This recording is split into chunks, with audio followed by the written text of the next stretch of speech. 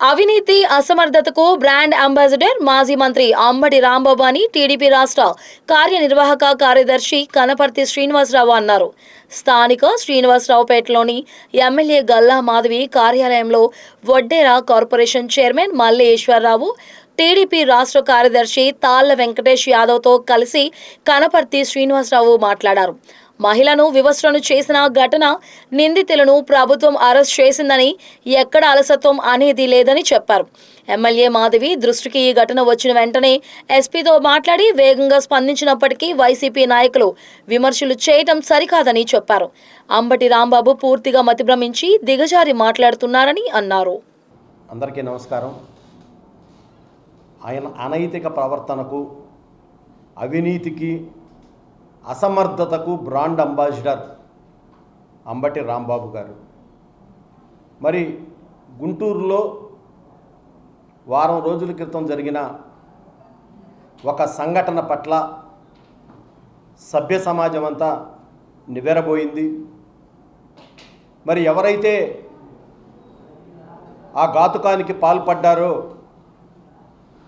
వాళ్ళందరినీ కూడా వెంటనే అరెస్టు చేసి నాన్ బెయిలబుల్ సెక్షన్ల కింద రిమాండ్కి పంపించడం జరిగింది.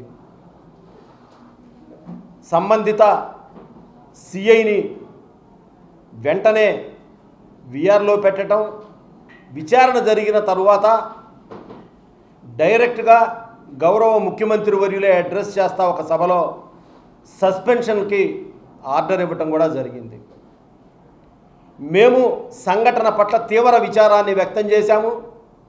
సంఘటనకి ఎవరైతే బాధ్యుడు ఉన్నాడో మా పార్టీలో, ఆ బాధ్యుడిని కూడా ప్రాథమిక సభ్యత్వాన్ని నుంచి గౌరవ శాసనసభ్యురాలు గల్లా మాధవి గారి సూచనల మేరకు ఆయన్ని సస్పెండ్ కూడా చేయటం జరిగింది. దీంట్లో ఎక్కడా కూడా ప్రభుత్వ అలసత్వం కానీ, శాసనసభ్యురాలు గల్లా మాధవి గారి లేటు కానీ ఎక్కడా లేదు. ఖచ్చితంగా సరైన సమయంలో స్పందించటం జరిగింది. మరి ఈ విషయంలో పోలీసులది నిర్లక్ష్యం ఉంటే విచారణలో బయటపడుతుంది. ప్రాథమికంగా సస్పెండ్ చేయటం జరిగింది. మరి దీంట్లో శాసనసభ్యురాలు గారు మరి ఆమె చేసిన తప్పేంటి అని అడుగుతా ఉన్నా. ఆమె దృష్టికి రాగానే వెంటనే ఆమె ఎస్పీ గారితో మాట్లాడటం, డిఎస్పీ గారితో మాట్లాడటం, యాక్షన్ తీసుకోమని చెప్పటం, సెక్షన్ ఆల్టర్నేట్ చేయించటం అన్నీ జరిగిపోయాయి. మరి జరిగిపోయినప్పుడు ఇది మాధవి గారికి ఆపాదించటంలో ఉన్నటువంటి అంబటి రాంబాబు ఆతృత ఏంటో మాకు అర్థం కావటంలా. ఆయన ఎప్పుడైతే గతంలో గౌరవ ముఖ్యమంత్రి చంద్రబాబు నాయుడు గారి తల్లిదండ్రులను దూషించాడో, ఆ కేసుకు సంబంధించి, ఆ ఇన్సిడెంట్కి సంబంధించి గల్లా మాధవి గారు ఎప్పుడైతే నిరసన వ్యక్తం చేశారో, ఎప్పుడైతే క్షమాపణలు అడిగారో, ఆ రోజు కూడా ఆయన ఇంటి వద్ద నిరసన వ్యక్తం చేయడానికి కారణం కూడా పదే పదే రెచ్చగొట్టి రమ్మన్నాడు. మీకు దమ్ముంటే రండి, లోకేష్ రెడ్ బుక్కి నా కుక్క కూడా భయపడదు అని పదే పదే రెచ్చగొట్టాడు. సరే, క్షమాపణ అడుగుదామని ఇంటి మీదకి పోతే, ఇంటి దగ్గరకు వెళితే అదేదో స్వాతంత్ర సమరయోధుడైనట్టు అతను, ఏదో లేకపోతే ఒక పెద్ద ప్రధాని ఇంటి మీద దాడికి వచ్చారన్న స్థాయిలో దానికి కూడా పొలవ రంగు పులిమి, పని బాట లేని జగన్మోహన్ రెడ్డిని ఇంటికి పిలిపించుకొని తల నిమురుకొని ముద్దులు పెట్టుకున్నారు ఇద్దరు. ఓకే, మంచిది, దాని గురించి మేమేమి మాట్లాడటం లేదు. మరి ఈరోజు ఈ సంఘటనకు సంబంధించి ప్రభుత్వం ఇంత వేగంగా స్పందిస్తే మీరు ఇంకా తప్పుపట్టడం అనేది సిగ్గుచేటు. అయ్యా రాంబాబు, నీకు కానీ ఎవరైతే నిన్న మొన్న వచ్చి వెళుతున్నటువంటి మీ వైకాపా నాయకులకి దమ్ము, ధైర్యం, బుర్ర, బుద్ధి ఉంటే నేను అడిగే ప్రశ్నలకు సమాధానం చెప్పమంటా ఉన్నా. ఒకటి, అనంతపురం జిల్లా కళ్యాణదుర్గంలో ఒక దళిత మహిళని మీరు అధికారంలో ఉన్నప్పుడు వైకాపా నాయకులు 6 నెలలుగా లో నిర్బంధించి వంతుల వారీగా అఘాయిత్యం జరిపారు. నేను మాట్లాడే 3 ఇన్సిడెంట్లు కూడా రికార్డెడ్ ఎవిడెన్సులు. నువ్వు దమ్ముంటే మీరు ఎవడైనా చర్చకు వచ్చి కాదు అని చెప్పండి, ఎఫ్ఐఆర్ నెంబర్లతో సహా చెప్తాం. బాధిత మహిళల పేర్లు చెప్పకూడదు కాబట్టి చెప్పట్లా. ఆ రోజు కేసు నమోదు చేశారా? తెలుగుదేశం పార్టీ వాళ్ళు గొడవ చేస్తే మొక్కుబడిగా ఆ రోజు కేసు నమోదు చేయడం జరిగింది. మరి ఆ రోజు మరి మీ మహిళా నాయకురాలు కానీ మీ హోంమంత్రి కానీ మరి మీ వాళ్ళు కనీసం వెళ్ళి పరామర్శించారా అని అడుగుతా ఉన్నా. ఒకరోజు 6 నెలలు నిర్బంధించి మరి అలానే కోనసీమ జిల్లా చిర్రాయానం అనే ఒక గ్రామంలో ఆ గ్రామ సర్పంచ్ మంగాదేవి గారి కుమారుడు, వైకాపా సర్పంచ్ మంగాదేవి కుమారుడు రవితేజ ప్లస్ 4 కలిపి ఒక యువతి మీద అత్యాచారానికి పాల్పడితే కేసు పెట్టకపోతే తెలుగుదేశం పార్టీ మహిళా విభాగం గొడవ చేస్తే అతి కష్టం మీద కేసు నమోదు చేశారు. మరి అప్పుడేమైనా ఈ అంబటి రాంబాబు, ఎలియాస్ ఆంబూతు రాంబాబు ఇప్పుడైనా పోయి చూసొచ్చి మరి ఏమైనా ఒక మాట అయినా మాట్లాడా? మరి అలానే నెల్లూరు వైసీపీ నేత కోడూరు అనిల్ దళిత యువతి మీద అత్యాచారం జరిపితే కేసు పెట్టకపోతే బాధిత మహిళ తండ్రి ఎస్సీ కమిషనర్కి ఫిర్యాదు చేసిన తర్వాత కేసు నమోదు చేయడం జరిగింది. ఈ విధంగా చెప్పుకుంటా పోతే మహాభారతంలో ఒకడే కీచకుడు, వైకాపాలో మొత్తం కీచకులే. అంబటి రాంబాబు మొదలుకొని గోరంట్ల మాధవ్ మొదలుకొని గంట అరగంట అన్న మన రాంబాబుతో పాటు శ్రీనివాస్ గారు, అవంతి శ్రీనివాస్ గారి దగ్గర నుండి మరి అనేక మంది మంత్రులు, అనేక మంది ఎమ్మెల్యేలు, మార్గాని భరత్ మాజీ ఎంపీ అనుచరుడైతే ఏకంగా కారులోనే బలవంతంగా కిడ్నాప్ చేసి తీసుకెళ్ళాడు. మరి ఈ సంఘటనల మీద మీరు ఎప్పుడైనా స్పందించారా అని అడుగుతా ఉన్నా. మేము చెప్పేది ఏంటంటే మేము స్పందించాం వెంబటే. స్పందించటం, అరెస్టు చేయటం, నాన్ అవైలబుల్ సెక్షన్లు పెట్టడం, లోపల వేయటం, మా ప్రభుత్వం తరఫున ఉమెన్ కమిషన్ రావటం అన్నీ జరిగినాయి. మీరు ఇంకా ఏం కోరుతున్నారని అడుగుతా ఉన్నా. మీరు ఇవాళ శాసనసభ్యురాలు గారి మీద ఆమె ఫోన్ చేసింది, ఆపిచ్చిందా? మరి ఆపిచ్చిందా? ఆపితే ఆగిద్దుతా?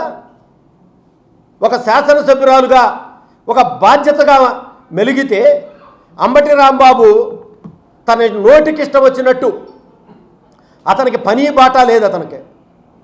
అతను గోబెల్ సంఘానికి జాతీయ అధ్యక్షుడు జగన్మోహన్ రెడ్డి అయితే రాష్ట్ర అధ్యక్షుడు అంబటి రాంబాబు.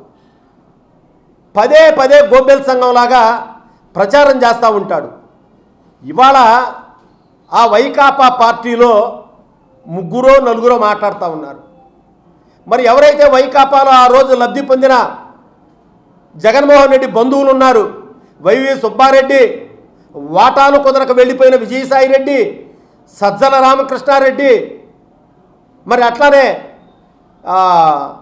ఎర్రచందనం red smuggler don, liquor don Peddireddy Ramachandra Reddy, మరి ఇంతమంది మహామహులు ఉండగా ఈ దరిద్రం ఇక్కడున్న అంబటి రాంబాబుకి, కొడాలి నానికి, కోడిగుడ్డు అమర్నాథ్కి, పేర్ని నానికి వీళ్ళకెందుకు పట్టింది దరిద్రం అంటున్నా?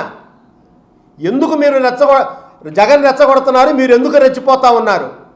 అరే మొన్నటికి మొన్న ముద్రగడ పద్మనాభం గారు నీతి నిజాయితీకి నిలువుటద్దం. పాపం మీకోసం ఆయన పేరు కూడా మార్చుకున్నాడు పాపం ఆయన.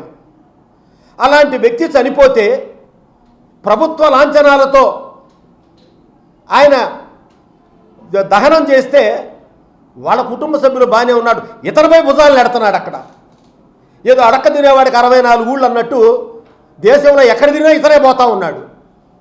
ఇక్కడ పోలీసులు నెడతాడు, కొడతాడు. అతనికి పూర్తిగా మతి భ్రమించింది. అతనికి జగన్మోహన్ రెడ్డి పోటీ పెట్టాడు. ఒకప్పుడు కొడాలి నానికి, వంశీకి బూతులు పోటీ పెట్టాడు. ఇప్పుడేమో పేర్ని నానికి, అంబటి రాంబాబుకు పోటీ పెడితే పాపం పేర్ని నాని ఏమో వెనకబడతా ఉన్నాడు, ఈ అంబటి రాంబాబు ముందుకు పోతా ఉన్నాడు.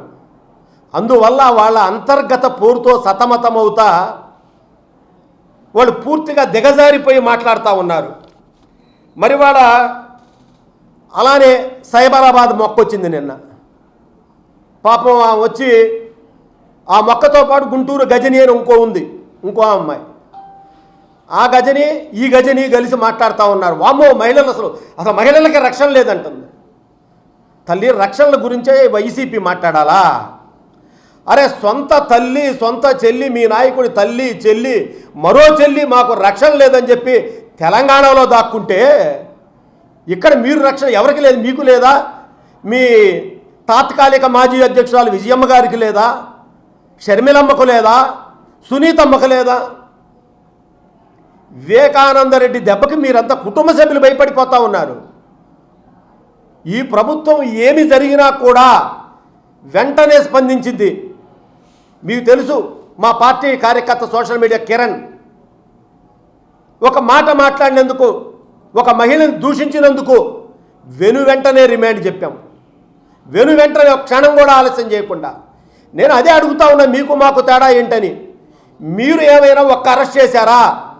దళిత యువకుడు వీధి సుబ్రహ్మణ్యాన్ని అతి దారుణంగా ఎమ్మెల్సీ అనంతబాబు హత్య చేస్తే మీరు అతన్ని అరెస్ట్ ఎప్పుడు చేశారు? కేసు ఎప్పుడు పెట్టారు? అతను ఊరేగింపుతో తీసుకొచ్చారు. అసలు మీ నాయకుడు అతను సస్పెండ్ చేశాడా? ఇంకా దండలేసి ఊరేగింపు చేశారు. ఏం పర్వాలేదు, చంపేసే దళితులే కదా అని. మరి ఇక్కడ దోమతోటి విక్రమ్ పల్నాడులో కాసు మహేష్ రెడ్డి అండదండతో జరిపితే ఏం జరిగిందా? అలానే బీసీ నాయకుడు చంద్రయ్య గొంతు కోస్తే అరెస్ట్ చేశారా? ఇవన్నీ ఎప్పుడు జరిగినాయి? అంతెందుకు ఒకటే అడుగుతా ఉన్నా, అయ్యా అంబటి రాంబాబు, నువ్వు నిన్న ఏదో రేపు 30వ తారీఖు 31 పాకుడు యాత్ర పెడతా అంటున్నావు డీజీపీ ఆసిపి పాకుతా పోతానంటా ఉన్నావు. ఆ పాకుడు యాత్ర ప్రకటన పక్కన ఎమ్మెల్సీ అప్పిరెడ్డి, ఇటు పక్కన రౌడీ షీటర్ విద్యార్థి విభాగం నేత పావునుగంటి చైతన్యలు పెట్టుకొని మాట్లాడాడు. అయ్యా సిగ్గుందా రాంబాబు నీకు? అసలు మా రాష్ట్ర కార్యాలయం మీద దాడి చేసిన సూత్రధారి అప్పిరెడ్డి, పాత్రధారి చైతన్య, వీళ్ళని అరెస్ట్ చేశారా మీ ప్రభుత్వంలో? అసలు ఎలా కొట్టారో వీడియో, వాడు పావునుగంటి చైతన్య ఏ విధంగా రాడ్లతో దాడి చేశారో చూసింది కదా సభ్య సమాజం. ఎప్పుడు అరెస్ట్ చేశారు? కేసు అనామక కేసు పెట్టి వదిలేస్తే కూటమి ప్రభుత్వం వచ్చిన తర్వాత 6 నెలలు పారిపోతే 3 నెలలు జైల్లో ఉన్నాడు. తర్వాత దొరికి అప్పిరెడ్డి, అవినాష్ వీళ్ళంతా కూడా కోర్టు నుంచి రక్షణ పొందారు. ఎక్కడ న్యాయం జరిగింది? మా ప్రభుత్వంలో జరిగిందా? అక్కడ జరిగిందా? అంతెందుకు, డాక్టర్ జత్వాని, ఆమె ఒక మహిళా నటి, సరే ఆమె బ్లాక్మెయిల్ చేసిందా, వాళ్ళిద్దరు లవ్ అఫైర్ ఉందా అనేది అది ఒక పక్కన పట్టే అంశం. అది ఆ అమ్మాయి బ్లాక్మెయిల్ మనకు తెలియదు. నేను అడిగేది, ఒక మహిళని మీరు బాంబే నుంచి అనధికారకంగా ఫ్లైట్లో తీసుకొచ్చి ఒక ప్రైవేటు అతిథి గృహంలో బంధించి లైంగికంగా వేధించి ఆ అమ్మాయికి శానిటరీ ప్యాడ్స్, సిగ్గుతో తలదించుకోవాలి వైకాపా మహిళలు, శానిటరీ ప్యాడ్స్ కూడా ఇవ్వకుండా ఆమెనంత టార్చర్ చేసిన మీరు మహిళల గురించి, నైతికత గురించి మీరు మాట్లాడతారా? అసలు మహిళల గురించి మాట్లాడే హక్కు జగన్మోహన్ రెడ్డికి కానీ అసలు అంబటి రాంబాబుకు ఉందా అని అడుగుతా ఉన్నా. అంబటి రాంబాబు జిల్లా సమావేశం పెడితే మహిళలు రారంట, వాళ్ళ పార్టీ వాళ్ళే చెబుతారు. ఎందుకంటే వామ్మో మేము రామంటే మగవాళ్ళే భయపడుతున్నారు, అతను దెబ్బకంటున్నారు. ఎవరో లేకపోతే ఏం జరిగిద్దో చెప్పలేమండి అతనితో అంటున్నారు. అటువంటి అంబటి రాంబాబు ఈ జిల్లాకి ఒక అధ్యక్షుడు. అరే నీ చరిత్ర ఏంది రాంబాబు? మేము ఎప్పుడో నిక్కర్లు వేసుకునేటప్పుడు 89లో ఎమ్మెల్యే గెలిచావు. నువ్వు రెండోసారి ఎమ్మెల్యే కావాలంటే 30 సంవత్సరాలు పట్టింది. మళ్ళీ ఎప్పుడయ్యా 2019లో అయ్యావు అతి కష్టం మీద ఎమ్మెల్యేగా. మళ్ళా నువ్వు 1994లో పోటీ చేస్తే మా అభ్యర్థికి, తెలుగుదేశం అభ్యర్థి 27,000తో గెలిస్తే నీకు వచ్చిన ఓట్లు 24,000. మళ్ళా 99లో నీకు టికెట్ ఇస్తే మా అభ్యర్థికి 26,000 వస్తే నీకు వచ్చింది 25,000 ఓట్లు. ఇది నీ బతుకు రాజకీయంగా. అసలు మీ అందరికీ తెలుసో లేదో, 2004కి వచ్చేటప్పటికి ఏఐసిసి ఒక రూల్ పెట్టింది, 20,000 పైన ఓడిపోయినోడు ఎవడు కూడా మీరు అసలు అప్లికేషన్ పెట్టబాకండి ఇతని దెబ్బకే. అందరూ ఇతను తిట్టారు, వీడమ్మ ఏడదురు అంబట్రమ్మ బలేవాళ్ళు లాగున్నాడు, మనలందరినీ కొంప ముంచాడని చెప్పి. తర్వాత రాజశేఖర రెడ్డి ఢిల్లీలో భగీరథ ప్రయత్నం చేశాడు, ఎట్టయినా నా శిష్యుడికి టికెట్ ఇప్పించాలంటే. అప్పుడు అందరూ అన్నారు, అన్నా పులివెందుల్లో తప్ప ఇతను ఎక్కడా గెలవడిక, నువ్వేదన్నా త్యాగం చేసి అతను పెట్టుకో అని చెప్పి ఎగతాళి చేశారు. అతను నిన్న కాక మొన్న మాజీ మంత్రి పెద్దిరెడ్డి అంటున్నాడు, మీరేదో నా దగ్గర నుంచి రాబట్టాలనుకోబాకండి, నేను అంబటి రాంబాబు స్థాయికి దిగజారిపోయి ప్రవర్తించను, మాట్లాడను, అతను అంటే ఏదైనా మాట్లాడతాడన్నాడు. కాబట్టి రాంబాబు, కాంబాబు ఒళ్ళు దగ్గర పెట్టుకొని మాట్లాడు. ఒక బీసీ మహిళ మీద నువ్వేదో మనసులో కక్ష పెట్టుకొని దాడి చేస్తూ ఉన్నావు, మాటల దాడి. ఇది గల్లా మాధవి గారి మీద దాడి కాదు, ఇది బీసీ వర్గాల మీద దాడి. ఇది మేడం గారు ఎప్పుడైతే గల్లా మాధవి గారు పరువు నష్టం డెఫమేషన్ దావా వేస్తామన్నారో పబ్లిక్ అంతా ఒకటే ఉదయం వాకింగ్లో టీ స్టాల్ దగ్గర, ఏంటి మేడం గారు దావా వేస్తా అన్నారు పరువు నష్టం, అసలు పరువు లేనివాడి మీద పరువు నష్టం దావా ఏంటివేంది అన్నారు అందరూ. పరువు ఉంటే పరువు నష్టం దావా. ఇప్పుడు అన్నీ ఇడిచేసిన వాడికి గోచుకుంటతో పనే ఉంది. అట్లానే రాంబాబుకి పరువు లేదు కాబట్టి పరువు నష్టం దావా వేసినా ఒకటే, అయిపోయినా ఒకటే, అయినా ఒకసారి వేసి అతనికి కూడా రుచి చూపించాలి. కాబట్టి ఇలాంటివన్నీ మానేసి ఒళ్ళు దగ్గర పెట్టుకొని మాట్లాడాలని చెప్పి అంబటి రాంబాబుని హెచ్చరిస్తూ ఉన్నాం.